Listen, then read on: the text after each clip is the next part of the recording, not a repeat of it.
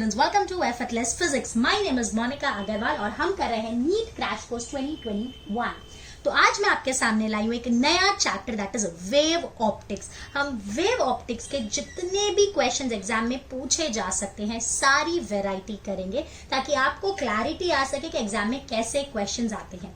इतने क्वेश्चंस अगर आप अच्छे से कर लेते हैं और आपने जो थियोरी है जो मैंने कराई है उतना आप कर लेते हैं तो आपको काफी अच्छा कॉन्फिडेंस आ जाएगा। एंड खाली कॉन्फिडेंस नहीं, in fact you will be able to solve the question that will come in the exam. मैंने ये जितने भी वेव ऑप्टिक्स के सेक्शन हैं आई हैव ट्राइड कि मैं इसको अलग अलग वीडियोस में डिवाइड करूं ताकि आपके लिए इजी हो जाए। अगर आपको कोई स्पेसिफिक सेक्शन टफ लगता है तो आप उसके ही क्वेश्चंस देखेंगे तो आपका टाइम बच सकता है। However the best thing is मैंने ये जो क्वेश्चंस कराए I have tried to make it in the minimum time so that we can save our time. ठीक है, तो अगर हम लगभग 40 से 50 क्वेश्चन करेंगे so it will hardly take 40 to 50 minutes only.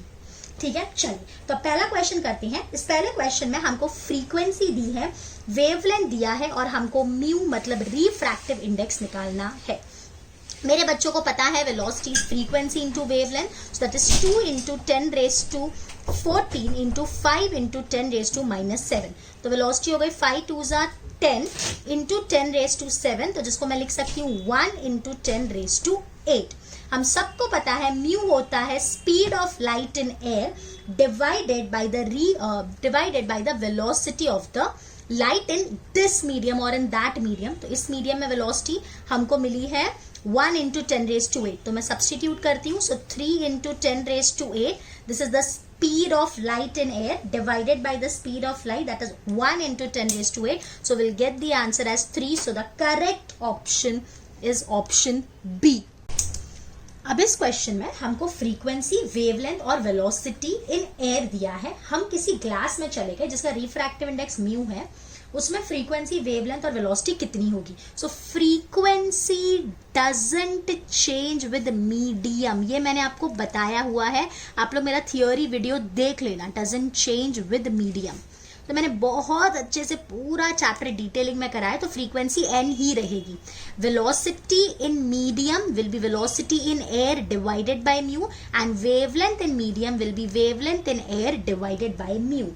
तो हमको आंसर आ रहा है n lambda by mu and v by mu, so the correct answer is option D। अब इस क्वेश्चन में हमको म्यू दिया हुआ है और हमको वेलोसिटी ऑफ लाइट ढूंढनी है इन वाटर। सो वेलोसिटी या speed of light in water is speed of light in air divided by mu, that is 3 into 10 raised to 8 divided by 1.33 को डिवाइड करेंगे तो बेटा आएगा हम लोग को 2.25 into 10 raised to 8 मीटर पर second. So the correct answer is option D. अब इस क्वेश्चन में हमको क्या बोला है कि ग्लास स्लैब है जिसकी थिकनेस d है और जिसका रिफ्रैक्टिव इंडेक्स म्यू है। इसको यहां से यहां अगर हमको जाना है तो कितना टाइम लगेगा। तो टाइम का formula distance by speed. Distance कितनी ट्रैवल करनी है t। Velocity in this medium, velocity in the medium can be written as velocity in air, that is c लिखना चाहिए, divided by mu। तो बेटा टाइम का फॉर्मूला क्या आ जाएगा, ये म्यू ऊपर चला जाएगा, so mu t by c। और ये मैंने आपको थियोरी वीडियो में डायरेक्ट भी बताया है कि इसको ऑप्टिकल पाथ बोलते हैं और इसका ये फॉर्मूला है। So the correct answer is option B. अगले क्वेश्चन में हमको सेम ऊपर जो दिया है वही पूछा है। चलिए इसका एक एग्जाम्पल हो गया। हमको टाइम पूछा है और हमको थिकनेस और म्यू दी हुई है, तो मैं ये ऊपर वाला ही फॉर्मूला लगा रही हूँ। 3/2 thickness is 4 into 10 raised to -3, convert करना मत भूलिएगा, and this is 3 into 10 raised to 8। तो बेटा ये 2 और ये 2 कट कर देती हूँ, ये 3 और ये 3 कट कर देती हूँ, ये 8 ऊपर जाएगा, तो time will be 2 into 10 raised to -11। So the correct answer is option C. अब इस क्वेश्चन में हमको क्या बोला है कि हम एयर में है या वैक्यूम में है जहां हमारा वेवलेंथ लैम्बडा है, हम किसी मीडियम में गए जिसका रिफ्रैक्टिव इंडेक्स म्यू है। तो यहाँ पे वेवलेंथ क्या हो जाएगी, तो आप सबको पता है wavelength in medium is wavelength in air divided by mu. तो ऑब्वियसली म्यू की वैल्यू 1 से तो ज्यादा है, 1.5 है, so here the wavelength will decrease, so the answer is smaller सी।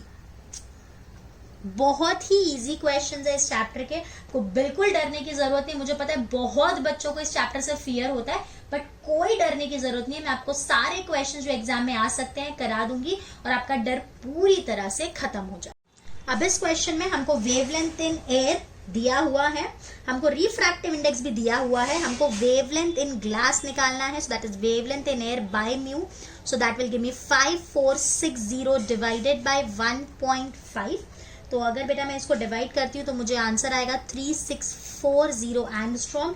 यहाँ इसको कन्वर्ट करने की कोई जरूरत नहीं थी आपको, बिकॉज ये आंसर भी हमको एंगस्ट्रॉम में ही रहेगा। सो the correct answer is option A.